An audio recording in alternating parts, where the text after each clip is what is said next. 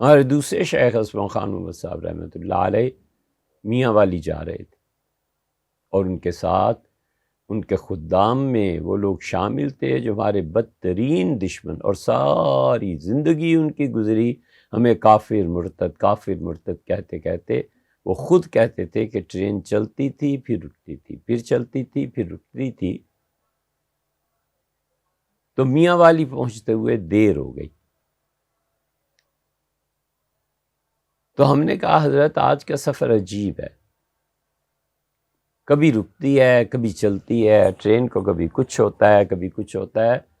تو حضرت رحمۃ اللہ علیہ کے متعلق وہ کہتے تھے کہ مسکرائے، اور فرمایا وہ جو اسٹیشن پہ چھوڑنے آیا تھا نا، اس کی محبت اور کشش اس کو پیچھے کی طرف کھینچتی ہے، اور وہ محبت اور کشش ٹرین کو چلنے نہیں دیتی۔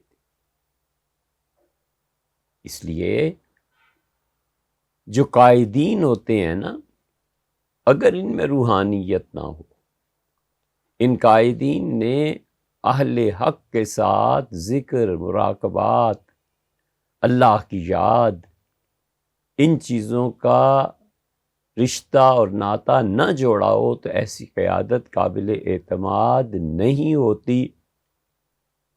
اس کے بعد جو چاہو سو کرو، نہ مانو تو کیا فرق پڑتا ہے، اور مان جاؤ گے تو کچھ اپنی بھلائی بہتری کرو گے، نہ مانو کوئی حرج نہیں۔ اسی جو سیریز ہیں اور یہ جو چیزیں ہیں وہ اس قوم کے سننے کے قابل تھوڑی، 1% سے بھی کم لوگ ہوں گے جو ان چیزوں کو سمجھ سکے اور اللہ کے ہاں حجت پوری ہو جائے۔ اس لیے جس قیادت کا آپ ذکر کرتے ہیں، ان کے بعد جو ان کی اگلی نسل آئی ہے، ڈاکٹر فرحت ہاشمی صاحبہ کی پڑھائی ہوئی بچیاں اور ڈاکٹر اسرار صاحب کا پورا حلقہ تنظیم اسلامی، جو اب جماعت اسلامی میں مل گیا آہستہ آہستہ، اب اس کا تجزیہ کر لیں۔ دین کے نام پہ آپ کے جو جذبات ہیں، دین کے نام پہ جو ہر جگہ بچہ بچہ درس قرآن کہتا پھر رہا ہے، صرف اور صرف ایک بات ہے بچوں، آپ پڑھے لکھے نہیں ہیں، پڑھ لیجیے۔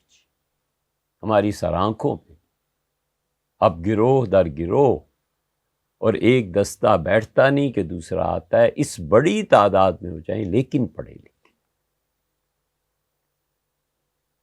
ڈاکٹر اسرار صاحب نے قرآن کریم کی تفسیر میں جو غلطیاں کی ہیں، اب علماء ان پہ تنقید کرتے ہیں، کیوں آپ برا مانتے ہیں؟ آپ دلائل کا موازنہ کریں، آپ مانیں کہ آپ کی قیادت جذباتی زیادہ تھی اور پڑھی لکھی کم تھی۔ تعلیم کے بغیر بھی بھلا جیا جا سکتا ہے۔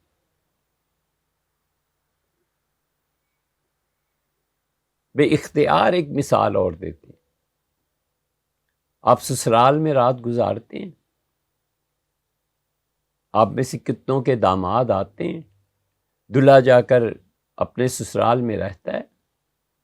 کتنے گھر ایسے ہیں جن میں رات کو سونے سے پہلے کسی کو یہ عادت ہو، داماد کو، بیٹے کو، کسی کو، کہ بھئی کوئی کتاب ہے آپ کے یہاں ہم پڑھ لیں۔ اس سے بھی اوپر چلے جائیں، کتنے نوجوان کتنے ایسے ہیں جو سفر میں جائیں کہ 4 دن رہنا ہے تو یہ کتاب ہمیں ساتھ رکھنی ہے، پڑھنا ہے۔ وہ ذوق ہی نہیں ہے۔ اور پھر گھر کتنے ہیں جن میں کتابیں ہیں؟ اول ذوق نہیں، اور ذوق ہو تو کتاب ساتھ نہیں لینی، اور کتاب ساتھ لے لیں تو وہاں جا کر نیا فساد کے تو کتابیں پڑھتے رہتے ہیں۔ گویا تانا ہو گیا،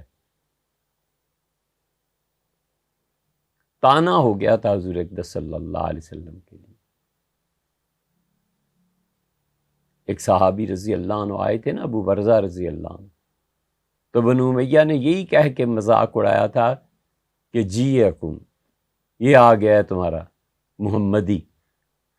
انہوں نے کہا اوفو، مجھے نہیں پتا تھا کہ حضور اقدس صلی اللہ علیہ وسلم کی صحبت بھی کسی دن تانا بن جائے گی۔ اتنی جاہل قوم ہے، اتنی نالائق قوم ہے، ان کے ہاں پڑھنا تانا بن گیا، کتابی باتیں ہیں، کتابوں میں گھسے رہتے ہیں۔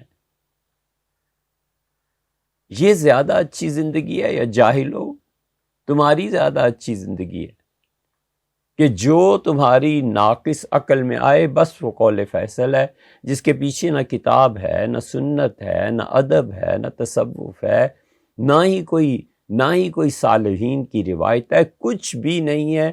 فیصلہ کن چیز صرف اور صرف تمہاری عقل ہے، اور وہ بھی ناقص۔ عقل سلیم ہو تو پھر بھی کوئی بات ہوتی ہے، اور عقل سلیم اور ویژن وہ ہے کہاں؟ اس لیے یہ جو قیادتیں ہیں نا جذباتی،